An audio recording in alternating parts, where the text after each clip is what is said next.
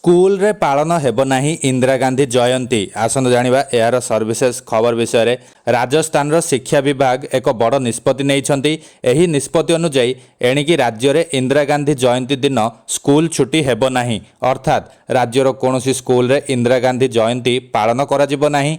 एथि सहित school calendar रो इंदिरा गांधी जयंती अवसर रे पड़ुथबा छुट्टी को हटाई दिया जाइथिबा शिक्षा मंत्री मदन दिलावर सूचना देई कहिसंती।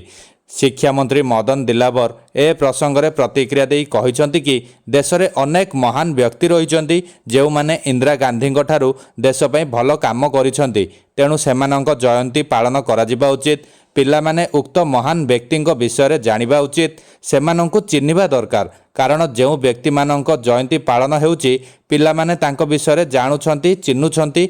अन्य महान व्यक्ति विषय में सेमानंकु कोनोसी प्रकार ज्ञान मिल पारु नाही, तेणु इंदिरा गांधी जयंती पालन को बंद करा जिबार निष्पत्ति निया जायछि। आगामी दिन में इंदिरा गांधी पुण्यतिथि को संकल्प दिवस भावे पालन करा जिवो।